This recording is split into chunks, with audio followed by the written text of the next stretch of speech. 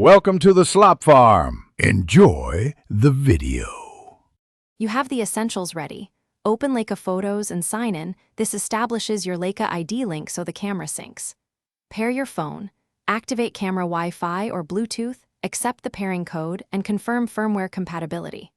Once connected, set import preferences, choose DNG for RAW, JPEG for quicker sharing, and pick a backup target so you never lose files.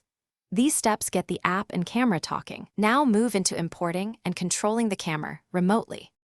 With the connection established, open Live View to compose shots. Tap the screen to set focus and swipe to alter exposure compensation for immediate feedback. When shooting, use the remote trigger to avoid shake and adjust shutter speed, ISO, or aperture from the app so you control depth and motion. After a session, import selectively by previewing thumbnails, tagging favorites, and choosing DNG or JPEG. This saves time when you later edit. Make sure to sync metadata before closing the app.